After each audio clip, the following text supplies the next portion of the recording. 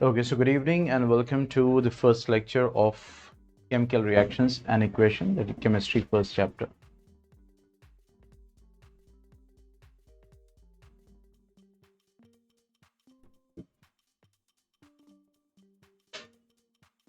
Okay, तो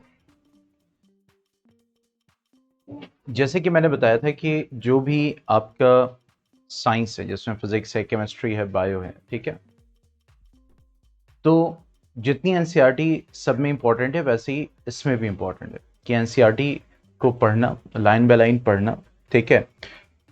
और ख़ास करके जब हम केमिस्ट्री की बात कर रहे हैं और इसमें केमिकल रिएक्शन की बात कर रहे हैं, नेक्स्ट चैप्टर होगा एसिड बेसिस एंड सॉल्ट, फिर मेटल्स एंड नॉन मेटल्स, ठीक है। तो इसमें ये जो चैप्टर्स हैं इसके जो रिएक्शंस हैं, जो एक्टिविटीज़ हैं, जो कुछ दिया हुआ है, समझ रहे, वो सब कुछ जो है वो आपको एनसीईआरटी का ही पढ़ना है। सिंपल, जो भी एग्जाम्पल रिएक्शन का दिया गया है वो एनसीईआरटी का पढ़ना है, जो भी जो है एक्टिविटीज दी गई हैं वो एनसीईआरटी का पढ़ना है, ठीक है। अब दूसरे बुक्स में एक्स्ट्रा रिएक्शंस दिए हुए हैं प्रैक्टिस के लिए, वो आप कर सकते हैं, लेकिन कम से कम जो एनसीईआरटी में उतना तो प्रैक्टिस करना ही करना है। बात समझ में आ रही, ठीक है। अब इसको नहीं स्किप करेंगे, बाकी सब कर लिया, इसको स्किप कर लिया तो फिर बेकार है, ठीक है। क्यों? क्योंकि जो भी हम रिएक्शंस जब पढ़ते हैं तो कंडीशंस पढ़ते हैं, कभी कभी रिएक्टेंट्स का कलर की बात होती है, क्योंकि रिएक्शंस को कभी कभी डायरेक्ट पूछता है, कभी कभी इनडायरेक्ट पूछता है। वो आपको कंडीशन देता है कि इस कंडीशन में, मतलब एक फॉर एग्जांपल सब्सटेंस है, वो रिएक्ट कर रहा है फॉर एग्जांपल बी से, ठीक है, तो एक प्रोडक्ट तैयार हो रहा है, वो व्हाइट कलर का प्रोडक्ट है, तो इस टाइप से रिएक्शंस पूछता है, ठीक है। अब उसमें अगर आपने एनसीईआरटी पढ़ी हुई है तो उसके कंडीशन को रिलेट करके आप आंसर कर सकते हो। अगर नहीं पढ़ा है तो फिर दुनिया जहां पढ़ लोगे लेकिन उस आंसर को नहीं कर पाओगे, जो कि बहुत ही सिंपल होता है आंसर करना, ठीक है। तो केमिकल रिएक्शंस एंड इक्वेशंस हैं, तो इसमें भी जैसे हम स्टार्ट करेंगे, तो चलो स्टार्ट करते हैं इसको, इस चैप्टर को। अब देखो, जैसे कि इस चैप्टर में बात हो रही है, बोल रहा है chemical reactions and it's equation,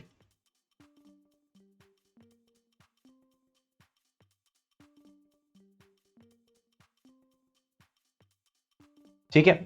तो अब अगर हम केमिकल रिएक्शन की बात करें तो थोड़ा सा पीछे जाएंगे अपने मींस प्रीवियस क्लासेस में, और जब प्रीवियस क्लासेस में जाएंगे तो वहां पे आपने चेंजेस के बारे में पढ़ा था, चेंजेस, ठीक है। दो तरह के चेंज आपने स्टडी किए थे, one is the physical change और एक केमिकल चेंज स्टडी किया था, ठीक है। क्या स्टडी किया था? केमिकल चेंज, ठीक है। फिजिकल चेंज वो चेंज कहलाता है जो कि कैसा होता है, रिवर्सिबल होता है। और सबसे इंपॉर्टेंट चीज होती है, no new product is form, मतलब कोई नया प्रोडक्ट नहीं बन के तैयार होता है कि उसकी जो प्रॉपर्टीज हैं वो इंटायरली डिफरेंट हो, ऐसा कुछ नहीं होता। No new product is form, ठीक है। जैसे बल्ब को ऑन किया, ऑफ किया, ये चेंज है, तो ये चेंज क्या है? ये फिजिकल चेंज है। क्यों? क्योंकि ये रिवर्सिबल है, रिवर्स हो सकता है। रिवर्सिबल का मतलब ये कि वो वापस, जी बिल्कुल, जैसे कि मेल्टिंग ऑफ आइस है, formation of means water to vapour है, ये सब क्या है? फिजिकल चेंज है। क्यों? क्योंकि यहाँ पे कोई नया प्रोडक्ट नहीं तैयार हो रहा है, सिर्फ स्टेट चेंज हो रहा है। वाटर वाटर ही है, ठीक है, H2O ही है, ठीक है। तो इस वजह से ये क्या कहलाएगा? रिवर्सिबल चेंज, और अल्टीमेटली इसको क्या बोलेंगे? फिजिकल चेंज, ठीक है। लेकिन जब केमिकल चेंज की बात करेंगे तो ये कैसा होता है? इरिवर्सिबल। कैसा होता है? इरिवर्सिबल। और इसमें क्या होता है? न्यू प्रोडक्ट्स बनते हैं, न्यू प्रोडक्ट्स ऑफ फॉर्म, यही हमने देखा था। मतलब एकदम नए प्रोडक्ट बनते हैं, नए प्रॉपर्टीज के साथ बनते हैं। जैसे बहुत सारे एग्जांपल्स हैं, फॉर्मेशन ऑफ कर्ड हो गया, ठीक है, फॉर्मेशन ऑफ कर्ड, ये क्या है? केमिकल चेंज है। बर्निंग हो गया, ठीक है, ये भी क्या हो गया? केमिकल चेंज है, क्योंकि उसमें कोल को अगर आप बर्न कर रहे हो तो वो कार्बन डाइऑक्साइड में चेंज हो जाता है, ठीक है। तो इंटायरली डिफरेंट प्रोडक्ट बन रहा है, इन पूरी की पूरी प्रॉपर्टी चेंज है इस वक्त, रिवर्स नहीं हो सकता है, ठीक है। रिवर्स इरिवर्सिबल जो है वो एकदम, चलो सेकेंडरी उस पर देखो, लेकिन यहां पे अगर हम बात करें तो प्रोडक्ट्स की बात हो रही है कि इसमें एकदम नया प्रोडक्ट बन के तैयार हो रहा है जिसकी प्रॉपर्टी एकदम अलग होती है, ठीक है। तो वो चेंजेस क्या कहलाते हैं? रिवर्सिबल चेंज, इरिवर्सिबल चेंजेस या केमिकल चेंजेस कहलाते हैं। क्यों? क्योंकि यही हमने स्टडी किया था। जैसे डाइजेशन, हमारे बॉडी में डाइजेशन होता है, तो डाइजेशन भी क्या है? एक तरह का केमिकल चेंज है, ठीक है। तो ये जो केमिकल चेंज हमने अपने लोअर क्लासेस में पढ़ा, ठीक है, एक्चुअली इसी को केमिकल रिएक्शन बोलते हैं, इसी को केमिकल रिएक्शन कहते हैं। जो केमिकल चेंज के नाम से हमने पढ़ा वो एक्चुअली क्या है? केमिकल रिएक्शंस ही हैं। फॉर्मेशन ऑफ कर्ड क्या है? केमिकल रिएक्शन हो रहा है। बर्निंग ऑफ पेपर क्या है? केमिकल रिएक्शन हो रहा है। डाइजेशन क्या है? केमिकल रिएक्शन हो रहा है। रेस्पिरेशन हमने स्टडी किया लाइफ प्रोसेस में, केमिकल रिएक्शन हो रहा है, ठीक है। सब का सब केमिकल, जहां पे केमिकल रिएक्शन हो रहा है वहां पे हमेशा नया प्रोडक्ट बन के रेडी होगा जिसकी प्रॉपर्टी इंटायरली डिफरेंट होगी, एकदम डिफरेंट होगी जिससे वो बन के रेडी हुआ है। तो बेसिकली जो ये केमिकल चेंज हम लोअर क्लासेस में पढ़ रहे हैं वही हमारा क्या है? Chemical reaction. तो अगर हमें केमिकल रिएक्शन को डिफाइन करना है तो हम डिफाइन करेंगे chemical reaction, it is the process, okay, it is the process in which new substances are formed, in which new substances are formed with entirely new properties, एकदम नई properties के साथ, ठीक है, वो बन के तैयार हो रही है, ठीक है। तो उसको हम क्या बोलते हैं? That is called what? The chemical reaction.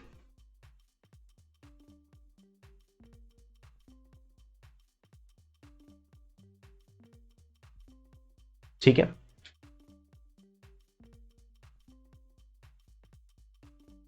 तो यहां पे अगर हम बात करें केमिकल रिएक्शन की तो it is the process in which new substances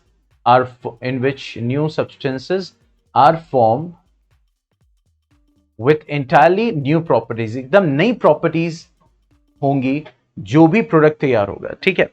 अब यहां पे एक चीज समझने वाली है कि 9th क्लास में आप लोगों ने स्टडी किया था, ठीक है, एटम्स के बारे में, ठीक है, मॉलिक्यूल्स के बारे में, ठीक है। और ये देखा था कि अगर हम एटम्स की बात करें तो वहां पे एक कॉन्सेप्ट को स्टडी किया था जिसको बोलते हैं वैलेंसी, ठीक है। वैलेंसी के बारे में स्टडी किया था कि वैलेंसी किसको कहते हैं? कि वैलेंसी इज व्हाट, की जो एटम को रिक्वायरमेंट है इलेक्ट्रॉन्स की, वो अगर दे के पूरी हो, अगर वो ले के पूरी हो, ठीक है, तो उस मतलब नंबर्स को, कि कितने इलेक्ट्रॉन्स को उसको शेयर करना पड़ रहा है, कितने इलेक्ट्रॉन्स को उसको गेन करना पड़ रहा है या लूज करना पड़ रहा है, ताकि वो क्या कर सके? वो अपने ऑक्टेट या डुप्लेट को पूरा कर सके, ठीक है, ऑक्टेट या डुप्लेट को क्या कर सके? पूरा कर सके। तो वो कहलाती थी वैलेंसी, ठीक है। अब देखो वैलेंसी में क्या इन्वॉल्व है? इलेक्ट्रॉन्स इन्वॉल्व है, ठीक है। क्या इन्वॉल्व है? इलेक्ट्रॉन्स, मींस इलेक्ट्रॉन्स का इन्वॉल्वमेंट है। तो जाहिर सी बात है इलेक्ट्रॉन्स कहां से मिलेंगे उसको? अगर उसको इलेक्ट्रॉन चाहिए तो वो दूसरे एटम से मिल सकता है, अगर उसको इलेक्ट्रॉन देना है तो उसको एक दूसरा एटम चाहिए जिससे वो मतलब जो उससे इलेक्ट्रॉन को ले सके। तो बेसिकली ये जब होता है, मतलब कि जब इलेक्ट्रॉन्स को शेयर किया जाता है या फिर इलेक्ट्रॉन को गेन किया जाता है, जब इलेक्ट्रॉन को लूज किया जाता है, ठीक है, किस लिए? ताकि उसका ऑक्टेट या डुप्लेट पूरा हो सके। तो जिस वक्त ये हो रहा होता है उसी प्रोसेस को हम क्या बोलते हैं? केमिकल रिएक्शन, ठीक है, उसी को केमिकल रिएक्शन कहते हैं। क्योंकि केमिकल रिएक्शन बेसिकली जो हो रहा है वो क्यों हो रहा है? रिएक्शन में एक्चुअली हो क्या रहा है कि जो इलेक्ट्रॉन है वही शेयर, गेन या लूज हो रहा है, जो 9th क्लास में हमने कॉन्सेप्ट को स्टडी किया था। तो मैंने इसको कनेक्ट किया है इस कॉन्सेप्ट से, ठीक है। तो वहां पे बेसिकली क्या हो रहा है? Chemical reaction. और केमिकल रिएक्शंस में अगर हम देखें तो इसमें सिर्फ एटम्स का रीअरेंजमेंट होता है। क्या होता है? रीअरेंजमेंट। कोई ऐसी चीज नहीं होती कि नई चीज क्रिएट हो रही, ऐसा कुछ नहीं है कि नया ऑक्सीजन बन रहा है, नया हाइड्रोजन बन रहा है, नहीं।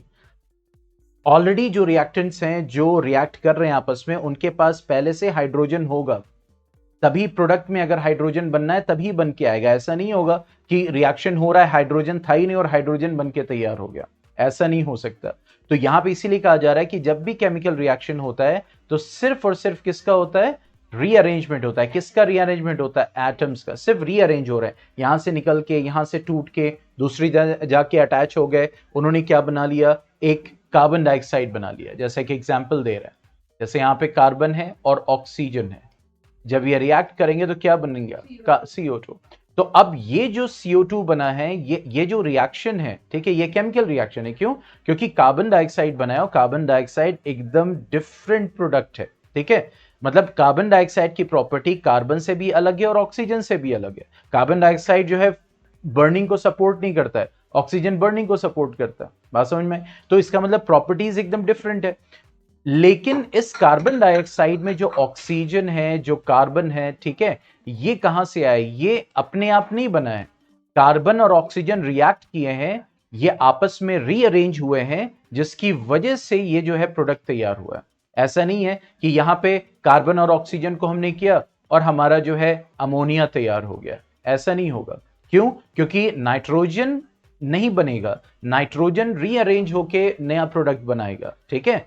हाइड्रोजन नहीं रीअरेंज, मतलब ऐसा नहीं होगा कि हाइड्रोजन है ही नहीं और हाइड्रोजन का प्रोडक्ट तैयार हो रहा है, ऐसा नहीं पॉसिबल है, ठीक है। तो इसलिए केमिकल रिएक्शन में क्या होता है, only rearrangement of atoms takes place, rearrangement of atoms take place, सिर्फ रीअरेंजमेंट होता है एटम्स का, एक पोजीशन से दूसरे पोजीशन पे जाके नया प्रोडक्ट तैयार कर लेना, ठीक है, वो कहलाता है क्या, that is the, you can say what is actually going on, ठीक है।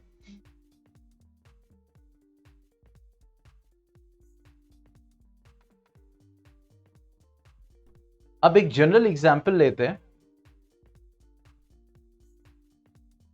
ठीक है। जैसे एक केमिकल रिएक्शन है जिसमें ए जो है वो बी से कंबाइन किया और सी बना रहा है, ठीक है, सी बना रहा है, ठीक है। तो अब वो सब्सटेंसेस जो रिएक्शन में पार्टिसिपेट करते हैं, ठीक है, means the substances which participate in a reaction,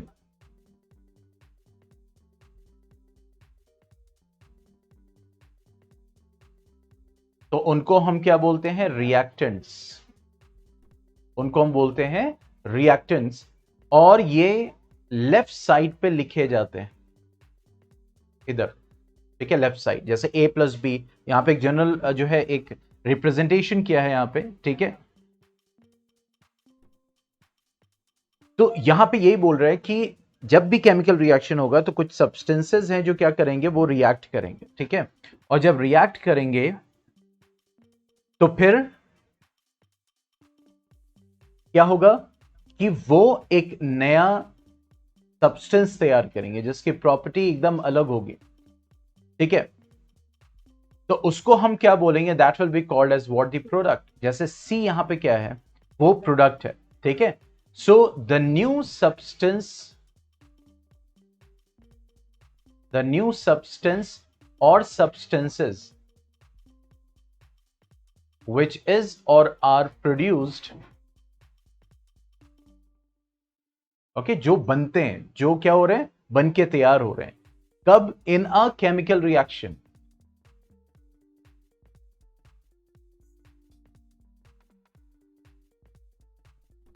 इसको हम क्या बोलेंगे, that will be called as what, products, उसको हम प्रोडक्ट्स बोलेंगे, ठीक है। और ये हमेशा कहां पे, राइट साइड में लिखा जाएगा, ठीक है, कहां पे लिखा जाएगा, राइट साइड में। तो ये इंट्रोडक्शन था चैप्टर का, जिसको हम कह सकते हैं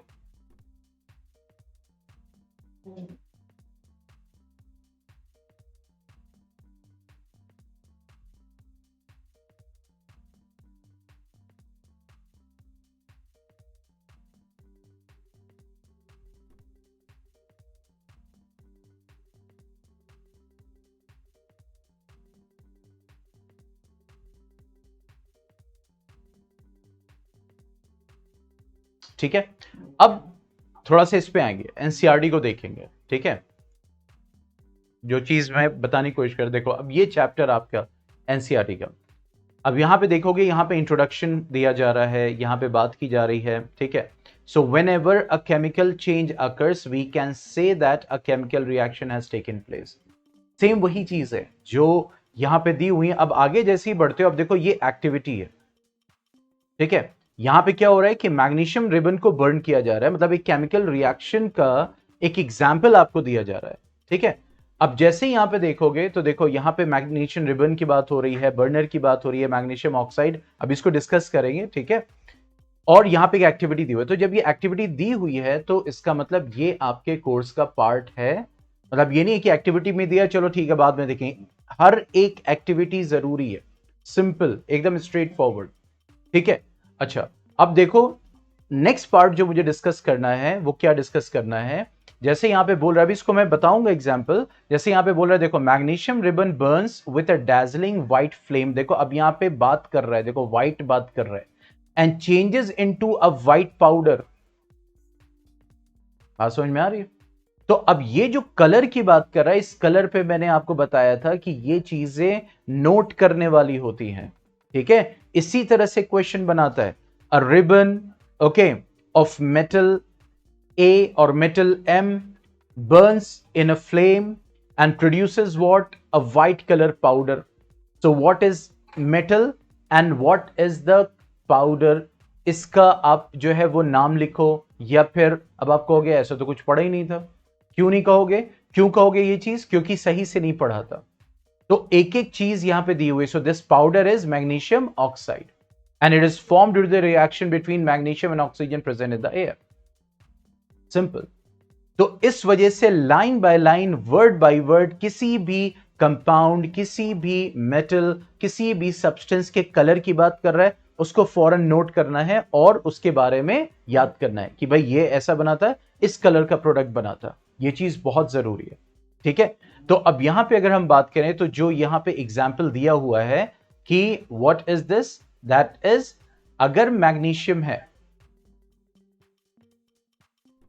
ठीक है, तो मैग्नीशियम रिबन को जब बर्न करते हैं ऑक्सीजन में, ठीक है, मैग्नीशियम रिबन को जब बर्न करते हैं तो एक्चुअली सबसे पहले इसको हम क्या करते हैं, इसको सैंड पेपर से we clear with sand paper.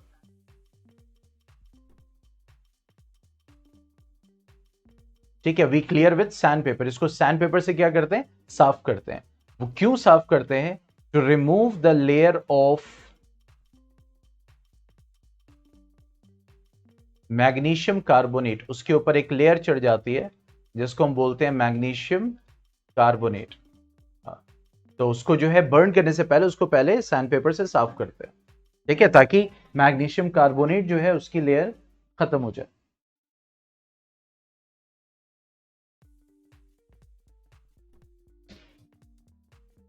देखो ये होते हैं मैग्नीशियम।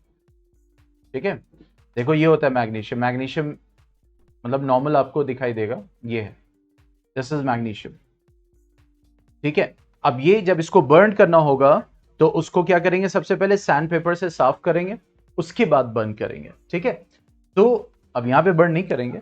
तो कहने का मतलब ये है कि क्यों करते हैं, क्योंकि मैग्नीशियम कार्बोनेट की लेयर उसके ऊपर चढ़ी होती है, जिसकी वजह से वो बर्निंग में इंटरफेरेंस करेगा, उसको हटाना पड़ता है। फिर उसके बाद हम क्या करते हैं, उस मैग्नीशियम को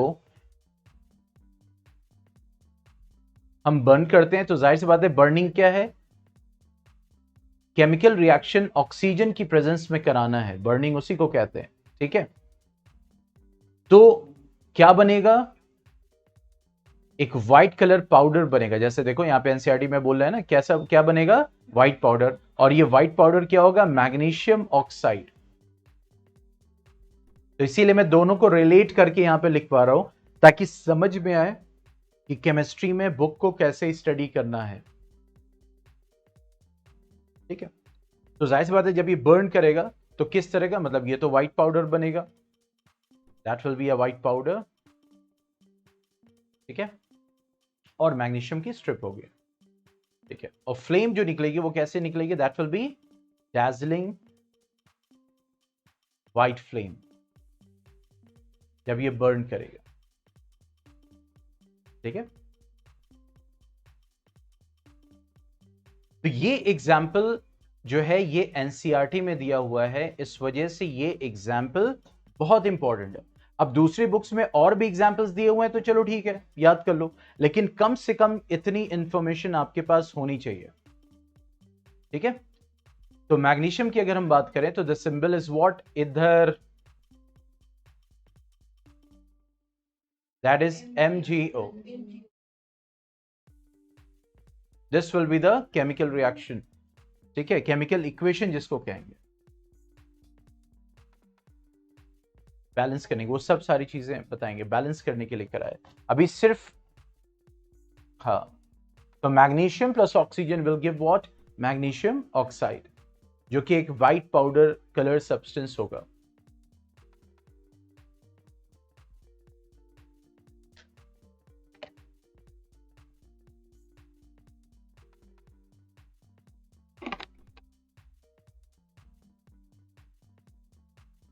ठीक है, तो ये एग्जाम्पल जो दिया हुआ है वो एनसीईआरटी में डायरेक्ट नहीं दिया हुआ, वो किस फॉर्म में दिया हुआ है, एक्टिविटी के फॉर्म में दिया हुआ है।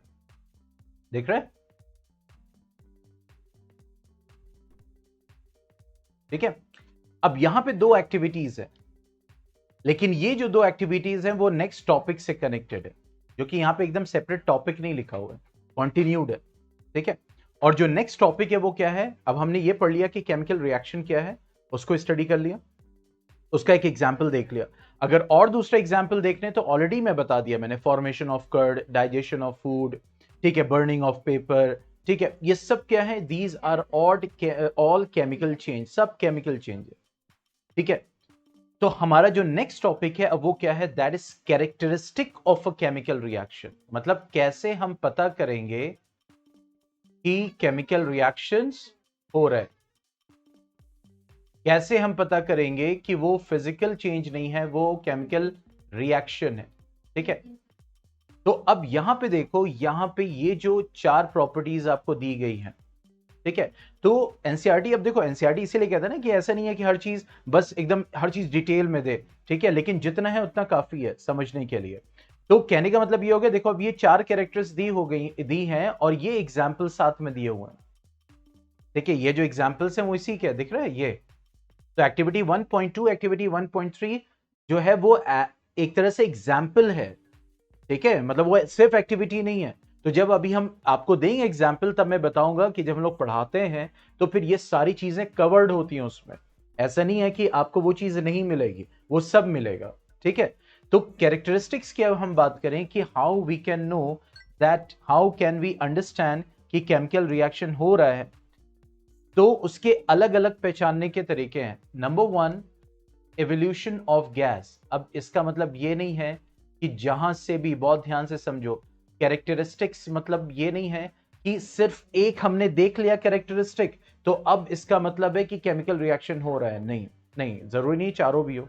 ठीक है, मतलब कॉम्बिनेशन होना चाहिए। ठीक है, दो का भी कॉम्बिनेशन हो सकता है, तीन का भी कॉम्बिनेशन हो सकता है, चारों हो सकते हैं, पांचों हो सकते हैं, कुछ भी हो सकता है। मतलब ऐसा नहीं है कि सिर्फ कलर चेंज हो रहा है तो केमिकल रिएक्शन ही हो रहा है, जरूरी नहीं है।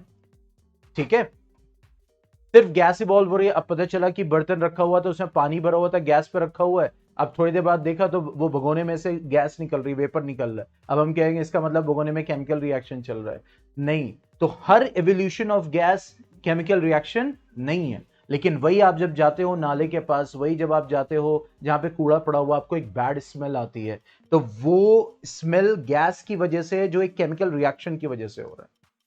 बात समझ में आ रही है? तो कहने का मतलब है कि ये नहीं कहा जा रहा है कि evolution of gas is only the characteristic of what, chemical reaction. लेकिन केमिकल रिएक्शन अगर हो रहा होगा तो एवोल्यूशन ऑफ गैस एक ऑब्जर्वेट, जिसको कहते हैं ना कि एक ऑब्जर्वेशन, एक मतलब जिसको कहते हैं प्रॉपर्टी या कैरेक्टरिस्टिक हो सकती है। ठीक है, तो एवोल्यूशन ऑफ गैस की अगर हम बात करें तो मतलब क्या हो गया कि it can be observed by, means characterised by, means chemical reaction can be characterized by evolution of gas।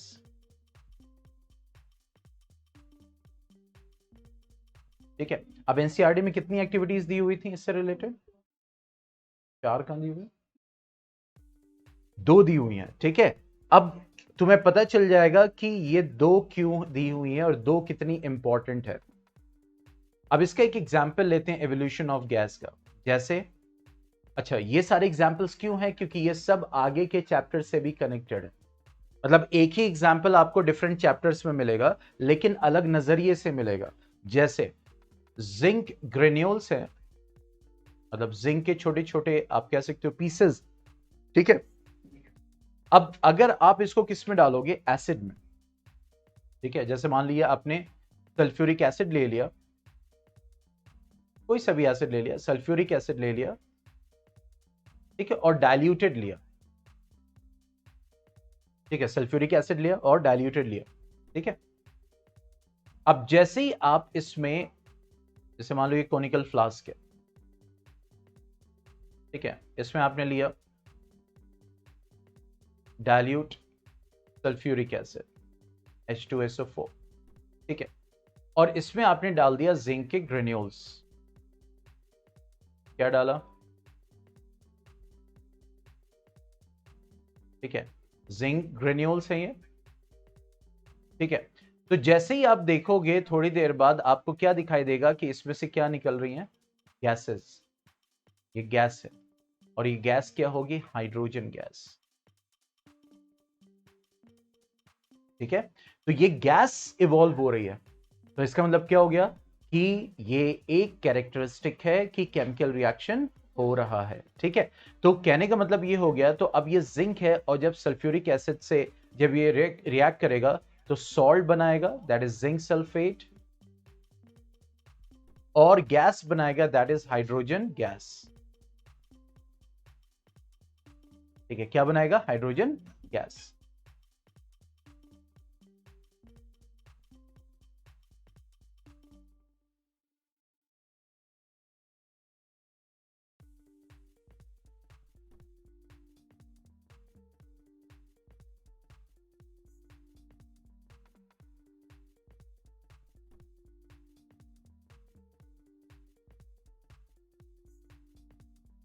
Name means,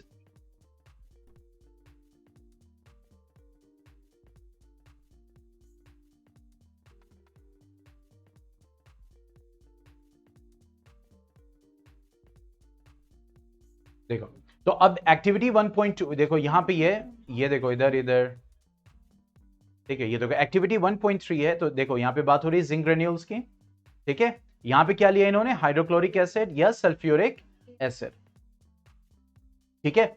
और उसके बाद अब यहां पे ये कह रहे हैं, डू यू ऑब्जर्व एनीथिंग, तो जाहिर सी बात है ये हम लोग की रिस्पॉन्सिबिलिटी है आपको बताना। तो यही हमने डिस्कस किया किसमें, एवोल्यूशन ऑफ गैस में। नहीं, टाइप्स ऑफ केमिकल रिएक्शन तो पढ़ेंगे आगे ना, दैट इज डिकम्पोजिशन है, कॉम्बिनेशन है, वो सब स्टडी करेंगे, ठीक है। तो कहने का मतलब ये हो गया कि दिस इज वन प्रॉपर्टी कि एवोल्यूशन ऑफ गैस हो रहा है, तो इसका मतलब क्या हो गया कि वहां पे केमिकल रिएक्शन हो रहा है, ठीक है। इसी तरह और भी एग्जाम्पल्स होते हैं, जैसे मान लीजिए हमने लिया क्योंकि ये किसमें था, एनसीईआरटी में, ठीक है। और भी एग्जाम्पल ले लेते हैं, एवोल्यूशन ऑफ कार्बन डाइऑक्साइड का ले लेते हैं, ठीक है। कार्बन डाइऑक्साइड का जो है वो आप आगे पढ़ोगे, ठीक है। जैसे जब मेटल कार्बोनेट या मेटल हाइड्रोजन कार्बोनेट एसिड से रिएक्ट करता है, ठीक है, तो सॉल्ट बनाता है, कार्बन डाइऑक्साइड बनाता है, वाटर, मतलब उसमें गैस इवॉल्व होती है जिसको हम क्या बोलते हैं, दैट इज कार्बन डाइऑक्साइड, ठीक है। तो सेकेंड एग्जाम्पल लिख लो इसमें कि सोडियम कार्बोनेट, ये मैंने इसलिए बता रहा हूं क्योंकि यही आप एग्जाम्पल आगे चैप्टर में पढ़ोगे, ठीक है। तो सोडियम कार्बोनेट हो गया, जिसको मेटल कार्बोनेट, सोडियम मेटल है तो metal carbonate, when it reacts with that is hydrochloric acid,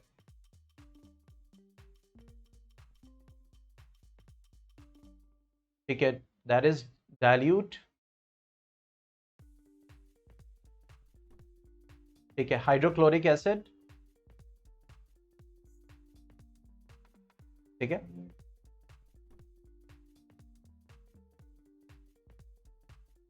तो यहां पे क्या बनेगा, सोडियम क्लोराइड। अब देखो कैसे बनेगा, क्या बनेगा, वो आगे के चैप्टर में हम स्टडी करेंगे, लेकिन अभी से भी याद करना है, आगे समझ में आ जाएगा जब हम उसको तब स्टडी करेंगे कि कैसे बनेगा सोडियम क्लोराइड, ठीक है,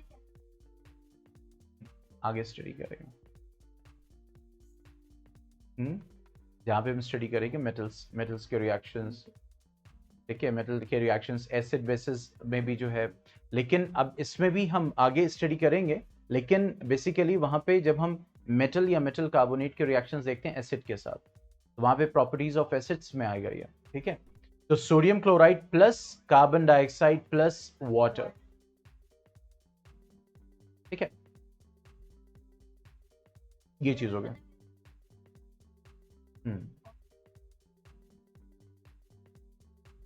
कैसे पता चलेगा मतलब?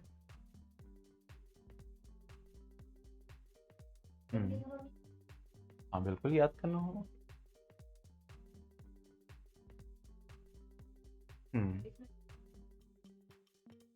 तो ये याद करना पड़ेगा।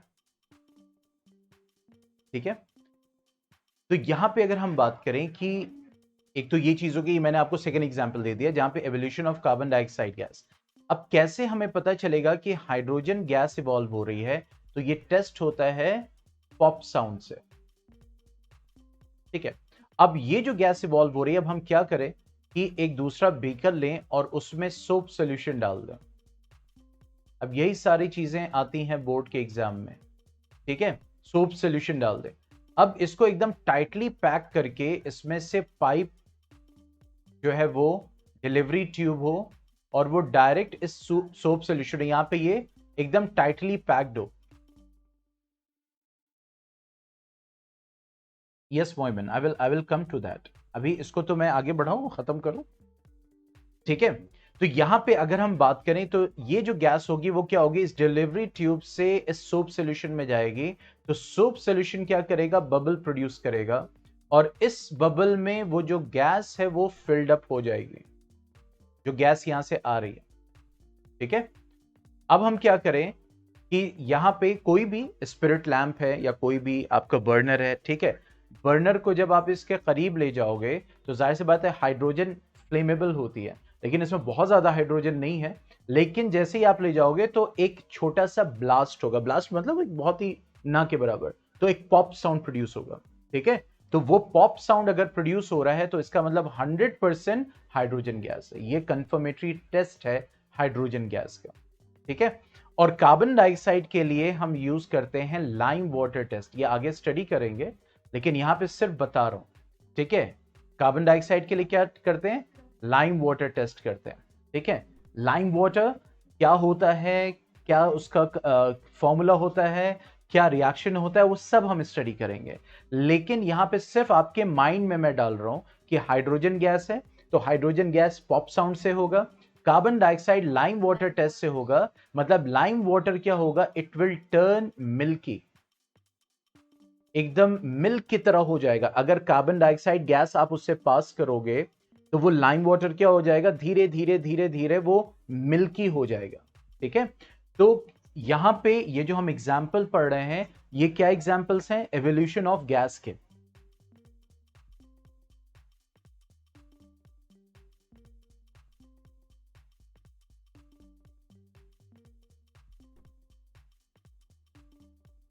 ठीक है, इसीलिए आपको चेक करना है कि ये लाइम वाटर है या नहीं। आप उसमें फूंक मार दो, फूंक मारते रहोगे धीरे धीरे, वो अगर मिल्की हो गया तो इसका मतलब क्या हो गया, क्योंकि आप जब एक्सेल करते हो तो कार्बन डाइऑक्साइड निकलता है। ठीक है, तो कहने का मतलब यही हो गया कि वो कार्बन डाइऑक्साइड टेस्ट क्या है, लाइम वाटर टेस्ट है।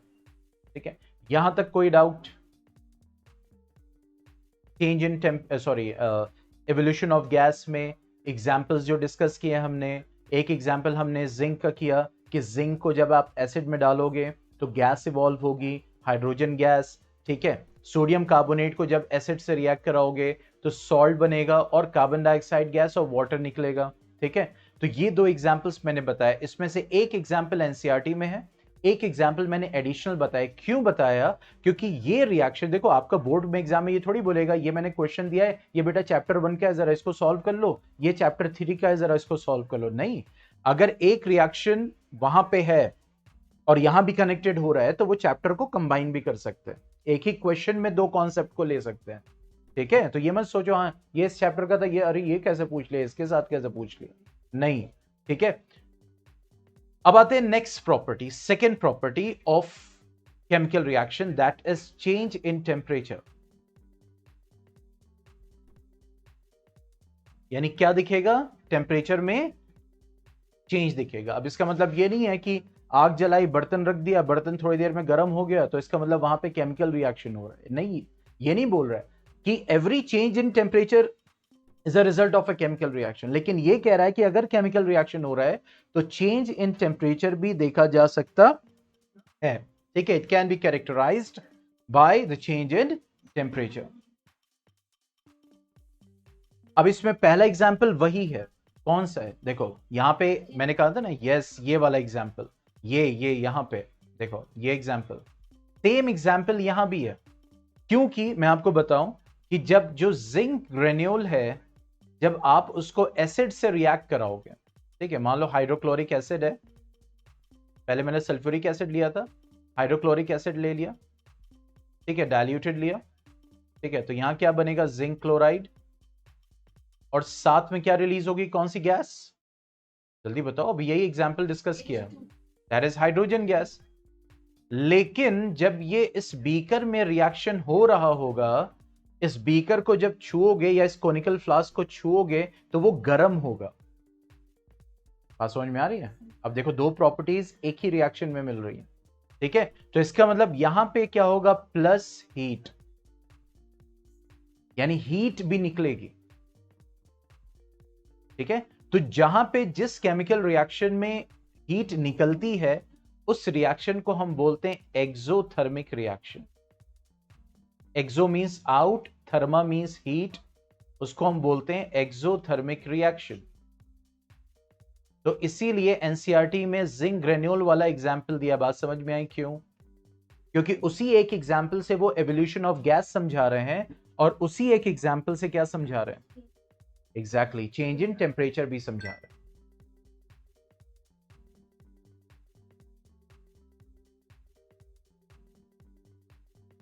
ठीक है,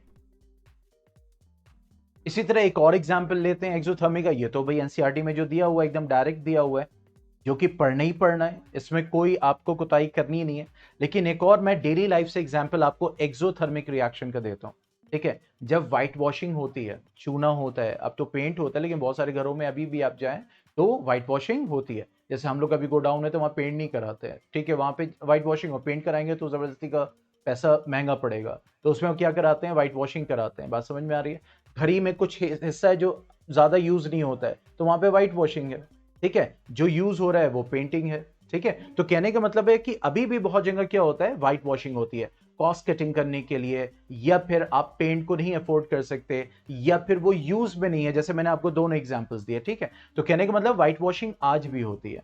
तो व्हाइट वॉशिंग जो है, जब वो तैयार होता है, जो मिक्सचर तैयार होता है, जब तैयार होता है आप उसको छुओगे तो वो एकदम बॉईल करता है, इतना गर्म होता है। और हो क्यों रहा है? क्योंकि उसको जब रेडी किया जा रहा है व्हाइट वॉशिंग के लिए बेसिकली, तो आपका जो क्विक लाइम है जिसको उसमें डाला जाता है पानी में, किसमें डाला जाता है, वाटर में, ठीक है, किसमें डाला जा रहा है, यस, और वो क्या बना लेता है, मतलब वो स्लेकेड लाइम बना लेता है, इसी को लाइम वाटर कहते हैं। ठीक है, इसी को लाइम वाटर कहते हैं। ठीक है, तो इसका मतलब ये हो गया कि जब वो व्हाइट वॉशिंग जब उसको करना होता है बेसिकली, तो उससे पहले वो जो है वो मिक्सचर तैयार करता है। ठीक है, बात समझ में आ रही है? तो क्विक लाइम को लेके बड़े बड़े टुकड़े होते हैं व्हाइट कलर के क्विक लाइम के, उसको वो ड्रम में डालता है पानी के।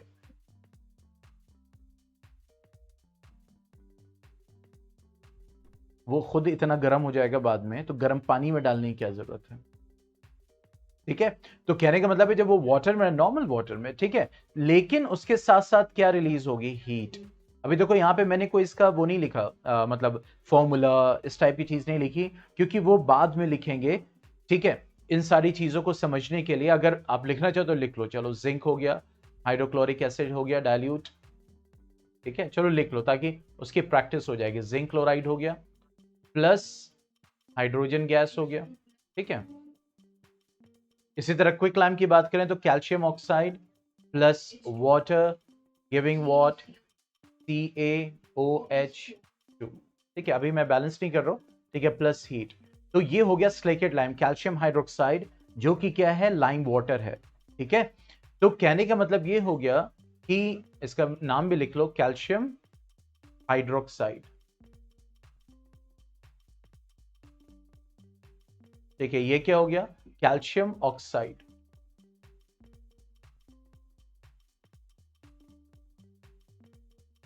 नहीं, वो ऐसे ही बताया, वो ऐसे ही लिख दिया वो गलती से, वो सारी कहानी बता दी, पूछ रही हीट भी निकलती। तो ये भी एक एग्जाम्पल किसका है आपका, that is exothermic reaction, change in temperature. ठीक है, तो जो जिंक ग्रेन्यूल वाला एग्जाम्पल है वो तो है ही, वो तो 100%, उसको तो भूलना नहीं है। लेकिन ये मैंने एक और एग्जाम्पल दिया कि अगर आप कोट करना चाहें, क्यों मैंने ये एग्जाम्पल दिया, वो इसीलिए दिया क्योंकि ये रिएक्शन आगे हमें पढ़ना है। तो अब ये नहीं होना चाहिए कि चलो ये इसका मतलब ये हम यहां पढ़ रहे हैं तो इसका कोई ताल्लुक ही नहीं है केमिकल, ये मतलब क्या ये मैं एग्जाम्पल यहां पे लिख सकती हूं या लिख सकता हूं कि नहीं, मतलब ये दिमाग में नहीं आना चाहिए भाई, केमिकल रिएक्शन केमिकल रिएक्शन, भाई यहां भी हीट निकल रही है तो इसका मतलब ये आप एक्सोथर्मिक में आप एग्जाम्पल दे सकते हो, सिंपल। ठीक है, इसीलिए मैं लिखवा रहा हूं जानबूझ के।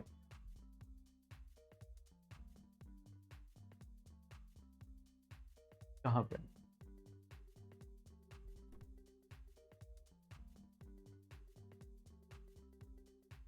मतलब कहां पे कहां लगता है,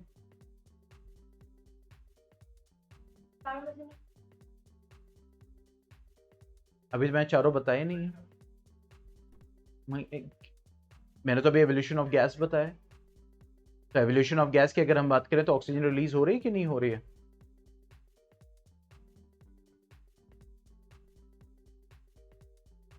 रेस्पिरेशन जब होता है कार्बन डाइऑक्साइड रिलीज होती है कि नहीं होती है, तब। ठीक है, एवोल्यूशन ऑफ गैस है, गैस का मतलब नहीं कि हमेशा बुलबुले ही छूट रहे, बुलबुले छूटेंगे तब आप जब उसको लिक्विड में डालोगे, बिना लिक्विड को बुलबुले थोड़ी छूटेंगे। ऐसे तो गैस की तरह इवॉल्व हो जाएगी, सिंपल। कुछ गैसेस तो दिखती भी नहीं है, सिर्फ स्मेल आती है। अगर आप केमिस्ट्री लैब में जाओगे तो वहां गैस इवॉल्व होती है, तो स्मेल ऐसे से करते हैं, स्मेल से पता करते हैं कौन सी गैस है। अब ये नहीं कि इतने एक्सपर्ट नहीं हो गए कि जाके सूंघना शुरू कर दिया। ठीक है, तो अलग अलग है। तो गैस यहाँ पे हमने इसलिए दिखाया ये बबल। अब ये नहीं है कि गैस का इमेज दिमाग में बबल बन जाना चाहिए, ये नहीं बनना चाहिए। ठीक है, वो बबल क्यों बन रहा है, क्योंकि वहां पे सल्फ्यूरिक एसिड या हाइड्रोक्लोरिक एसिड था, उससे वो गैस निकल रही थी, तो obviously it was forming what, a bubble, simple. ठीक है, चलिए, तो एवोल्यूशन ऑफ गैस का वहां पे भी एग्जांपल आएगा। ठीक है, चलिए coming to the next one. तो ये हमने एग्जांपल किसका लिया, एक्सोथर्मिक रिएक्शन। अभी चेंज इन टेम्परेचर की ही हम बात कर रहे हैं। अब आते हैं वो रिएक्शंस जो कि हीट इवॉल्व नहीं करते हैं, हीट को लेते हैं। यस, और जब वो रिएक्शन हो रहे होंगे, जिस जगह हो रहे होंगे वो चीज ठंडी हो जाती है। अब ठंडी का मतलब नहीं बर्फ हो गया, कंपैरेटिवली, मतलब अगर आप सराउंडिंग के टेम्परेचर से आप उसको कंपेयर करोगे तो वो जो वेसल है वो क्या रहेगा, वो यूटेंसिल जो है वो क्या रहेगा, वो ठंडा रहेगा। ठीक है, वो नहीं आएगा, मतलब वो जो बीकर है अगर वो नॉर्मल है तो वो, हाँ, वो हीट इवॉल्व नहीं करे, वो सराउंडिंग से हीट को लेगा केमिकल रिएक्शन कराने के लिए, तो उसको हम क्या बोलेंगे, एंडोथर्मिक रिएक्शन। क्या बोलेंगे, एंडोथर्मिक रिएक्शन। जैसे एग्जांपल लिख लो, जैसे बेरियम।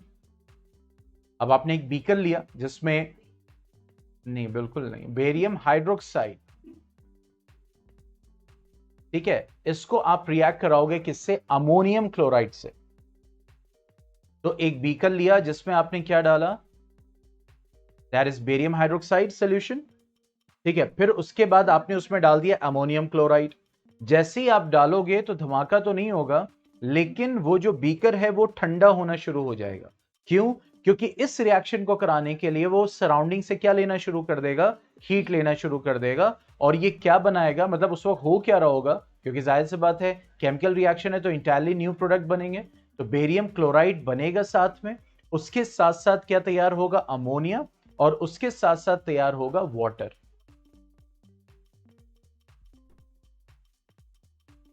नहीं, हर उसमें वाटर नहीं तैयार होगा।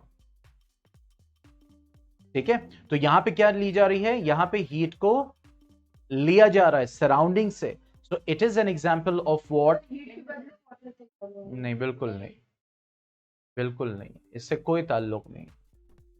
बहुत सारे ऐसे रिएक्शन है बिना हीट के जो है, बिना हीट के नहीं मैं कह सकता, लेकिन ही मतलब ऐसा नहीं है कि वहां पे मतलब हीट इवॉल्व हो रही है लेकिन वाटर प्रोड्यूस हो रहा है।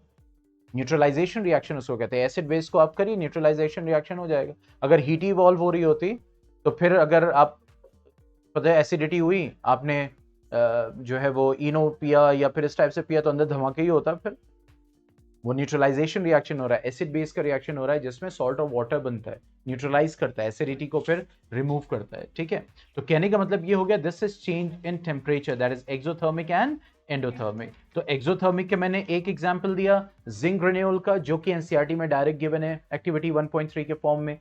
उसके बाद दूसरा एग्जांपल दिया मैंने क्विक लाइम का, जो हम आगे पढ़ेंगे। ठीक है, हाँ अच्छा,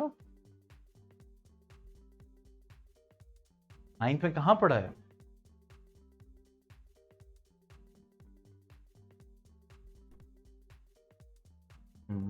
वो हर जगह 7 में पढ़ा होगा, 6 में पढ़ा होगा। केमिकल रिएक्शन पढ़ा था? नहीं पढ़ा होगा, वो एग्जाम्पल है कि वो थोड़ी केमिकल रिएक्शन पढ़ा उसका पूरा कैसे होता। ठीक है, चलिए हो गया ये, अब आगे बढ़ते हैं। अब नेक्स्ट क्या हो सकता है, ये तो हमने स्टडी किया, that is formation of precipitate. लेकिन फॉर्मेशन ऑफ प्रेसिपिटेट से पहले ये समझेंगे कि प्रेसिपिटेट किसको कहते हैं। ठीक है, फिर एग्जाम्पल पे आएंगे। तो इसको मिटाऊं, मैं डिलीट करूं।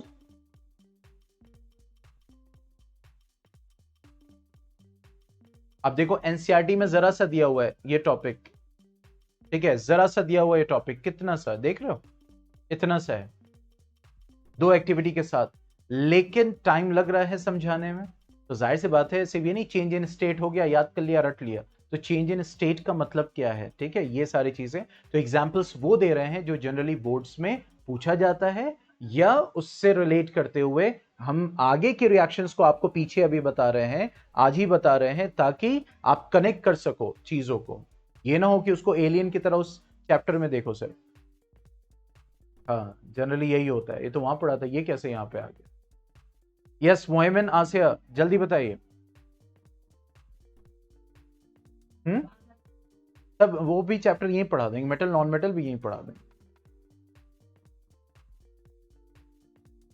यस मोहम्मद आसिया, आगे बढ़ा जाए।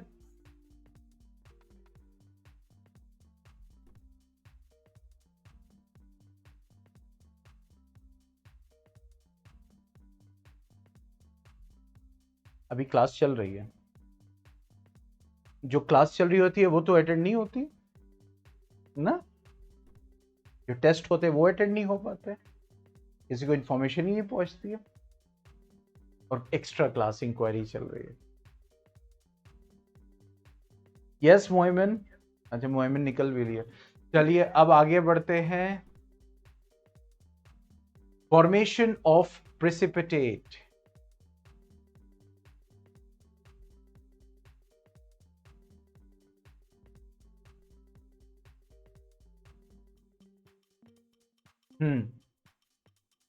प्रेसिपिटेट किसको कहते हैं? Yes Asiya, what is PPT? Power point presentation नहीं, व्हाट इज पीपीटी? प्रेसिपिटेट।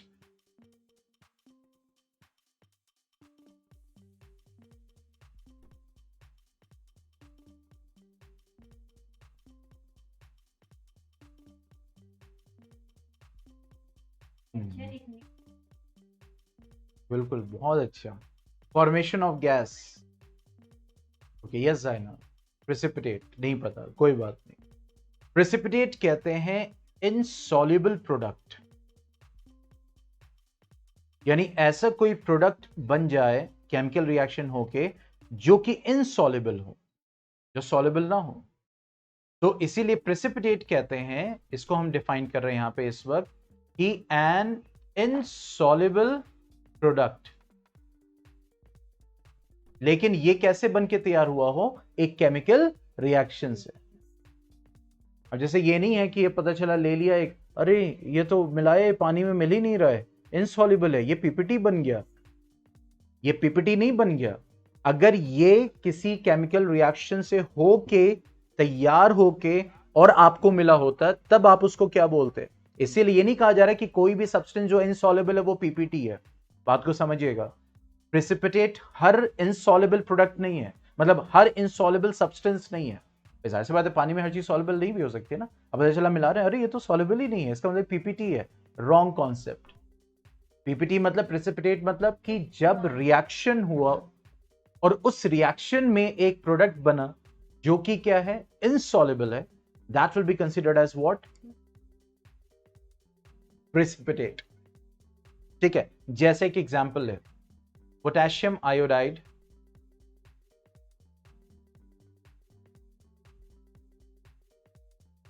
और लेड नाइट्रेट। ठीक है, इनके बीच में रिएक्शन, आपने एक टेस्ट ट्यूब में पोटेशियम आयोडाइड लिया, ठीक है, और दूसरे उसमें क्या लिया, लेड नाइट्रेट। तो जैसे ही आप इसको एक टेस्ट ट्यूब, जैसे एक टेस्ट ट्यूब में आपने ले लिया फॉर एग्जांपल पोटेशियम आयोडाइड, दूसरे में लेड नाइट्रेट। अब जैसे ही आप एक टेस्ट ट्यूब से या पोटेशियम आयोडाइड को डालो लेड नाइट्रेट में, या लेड नाइट्रेट को डालो पोटेशियम आयोडाइड में, जैसे ही तुम डालोगे तो तुम्हें येलो कलर का प्रेसिपिटेट मिलेगा। कैसा कलर का, कैसे कलर का, जल्दी बताओ, मैंने क्या बताया?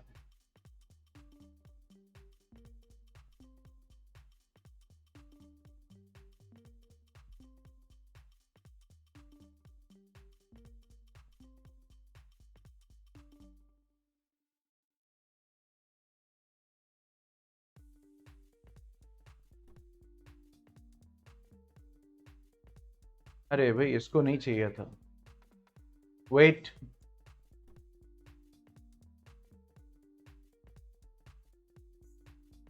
ये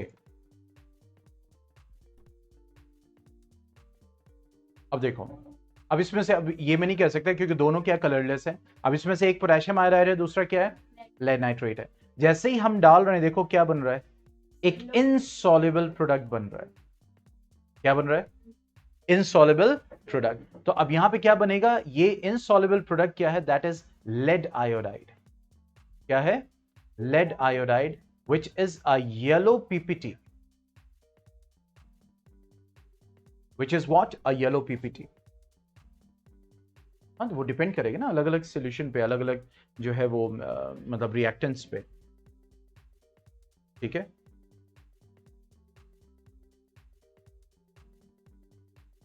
और साथ में क्या बनेगा, पोटेशियम नाइट्रेट। क्या बनेगा, पोटेशियम नाइट्रेट। ठीक है, तो ये, तो अब देखो, अब यहां देखो जो मैं दिखाने की कोशिश कर रहा हूं, जरा आओ एक्टिविटी 1.2 पे, जरा पढ़ो इसको क्या बोला है, जरा गौर से देखो इसको क्या लिखा हो। Take lead nitrate solution in a test at potassium iodide solution, इसी की बात हुई है। अब समझ में आया? ठीक है, तो यहां पे ये एग्जांपल किसका है, फॉर्मेशन ऑफ प्रेसिपिटेट। देखो एनसीईआरटी में भी दिया हुआ है चेंज इन कलर। ठीक है, लेकिन यहां पे मैंने एक चेंज इन कलर का भी बताऊंगा, मैं अलग से भी बताऊंगा। ठीक है, तो बेसिकली यहां पे क्या हो रहा है, फॉर्मेशन ऑफ प्रेसिपिटेट हो रहा है, लेकिन एक कलर चेंज भी दिख रहा है। मतलब जब आप मिक्स कर रहे हो, अब ये नहीं है कि यहाँ पे एक आयरन टेबल रखी हुई थी, घर में बच्चा था उसने आके इसको येलो पेंट मार दिया, हम कह रहे अरे कलर का चेंज हो गया यहाँ पे, तो ये तो रिएक्शन हो गया। नहीं, इसको नहीं बोला जा रहा। लेकिन यहां पे क्या कर रहे हो आप, दो सॉल्यूशंस को क्या कर रहे हो, कंबाइन कर रहे हो, मिक्स कर रहे हो, उस वक्त एक कलर में चेंज आ रहा है, दोनों कलरलेस से अब क्या हो रहा है एक, लेकिन अब यहां पे जो ये कलर बन रहा है, कलर का चेंज भी हो रहा है, और ये पीपीटी बन रहा है। क्या बन रहा है, पीपीटी बन रहा है, that is formation of precipitate. Precipitate बन के तैयार हो रहा है। नहीं, चेंज इन कलर के लिए और भी दूसरे रिएक्शंस है। ठीक है, चेंज इन अगर कलर हो रहा है, कलर, वही तो मैं कह रहा हूं, मैं मना थोड़ी कर रहा हूं इसको। अब मैंने आपको जिंक ग्रेन्यूल का एग्जांपल कहां लिखा, एवोल्यूशन ऑफ गैस में जिंक ग्रेन्यूल टेम्परेचर में दिया ना, तो थोड़ा सब्र करो थोड़ा, ताकि वो चीज आएगी धीरे धीरे। तो सबसे पहले फॉर्मेशन ऑफ प्रेसिपिटेट की बात कर रहे हैं कि प्रेसिपिटेट का फॉर्मेशन हो रहा है, ये भी क्या है कि इंडिकेशन कि केमिकल रिएक्शन हो रहा है। इसी तरह एक और एग्जांपल लिख सकते हो जो भी मेरे दिमाग में आ रहा है, उसको आप लिख लो, दैट इज बेरियम क्लोराइड।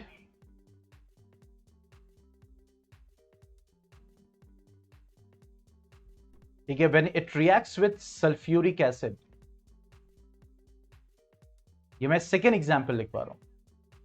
ठीक है,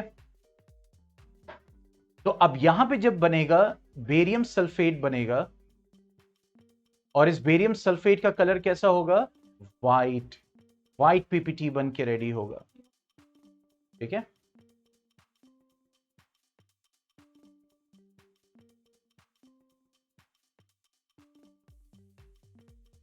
और जो बनेगा साथ में that will B hydrochloric acid,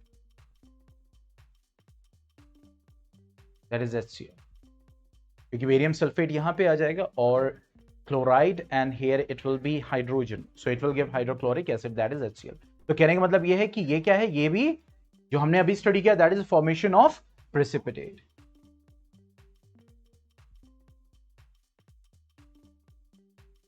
ठीक है, तो कहने का मतलब ये, मैंने क्यों ये फॉर्मेशन ऑफ पीपीटी में लिखवाया, क्योंकि यहां पे कलर चेंज हो रहा है लेकिन यहां पे एक प्रोडक्ट बन रहा है जो इनसॉल्युबल है।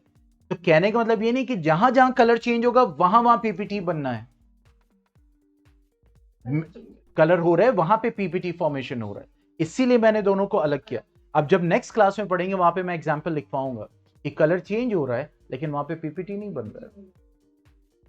एग्जैक्टली। ठीक है, तो हम पढ़ेंगे अब नेक्स्ट क्लास में इंशाल्लाह, वो कल भी हो सकती है या फिर नेक्स्ट वीक हो सकती है, वो डिपेंड करेगा। ठीक है, कैसे आया, ये कह रही है कि हाइड्रोक्लोरिक एसिड कैसे आया। ठीक है, अब देखो ये है बेरियम क्लोराइड प्लस ये है सल्फ्यूरिक एसिड। ठीक है, जब रिएक्शन होगा तो बेरियम सल्फेट बन रहा है दैट इज BaSO4 और हाइड्रोजन इससे रिएक्ट कर रहा है दैट इज HCl, अभी बैलेंसिंग नहीं कर रहा है। ठीक है, समझ में आए? तो ये क्या है, डबल डिस्प्लेसमेंट। ठीक है, चलिए फिर तो कल मिलते हैं। तो ऑब्वियसली आज क्या जाएगा, आज जाएगा क्विज। ठीक है, क्विज जाएगा, उसको प्ले कीजिए। अगर प्ले नहीं करोगे तो अब मैंने स्टार्ट कर दी है सजा, और वो है कि अगर आप क्विज नहीं प्ले करोगे विदाउट अ जेन्युइन रीजन तो आप हो जाओगे एक हफ्ते के लिए डिबार्ड क्लास से। 1 वीक, एक हफ्ते के लिए क्लास आपके लिए बंद, 1 वीक सीधा। अगर टेस्ट स्किप करोगे तो 2 हफ्ते सीधा, 2 वीक्स।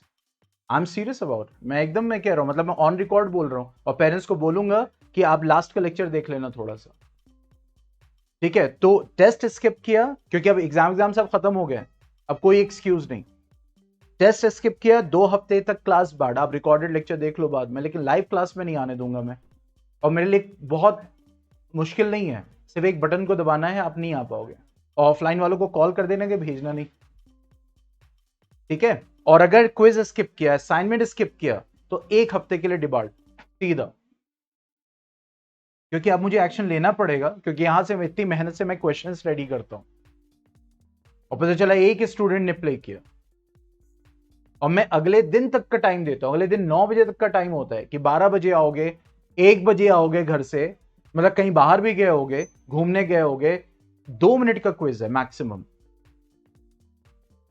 मतलब ये एनालिसिस नहीं करनी है कि भाई जो है वो मतलब मैंने ये लेक्चर सुना है तो आज मैंने कितना गेन किया है। और एक काम करूंगा, आज मैं इस वीडियो को क्रॉप करके डालूंगा, स्टेटस पे भी डालूंगा और हर जगह डालूंगा, और एक एक पेरेंट को पर्सनली व्हाट्सएप करूंगा ताकि सुनिए, क्योंकि मेरी एक एक चीज जो होती है वो एक एक मोमेंट रिकॉर्ड हो रहा होता है। मतलब ऐसा भी नहीं एवरीथिंग इज ओपन, मैं जो पढ़ा रहा हूं, मैं जो बोल रहा हूं, मैं जो कन्वे कर रहा हूं, एक एक चीज रिकॉर्डेड है। क्या साल भर में हुआ आप जाके देख लो। मैं होता ना कि भाई हाँ रिजल्ट नहीं आया बच्चे का, क्यों नहीं आया, क्या हो रहा है वजह, मेरी तरफ से कमी हो रही तो मेरी कमी तो यहां दिख जाएगी ना। बात समझ में आ रही? जब मैं पेरेंट्स को बोलता हूँ नहीं आपका बच्चा आंसर करता है, क्लास में आंसर कर, वो जाके वहां क्या कर रहा है, मैं इसमें क्या करूं मैं।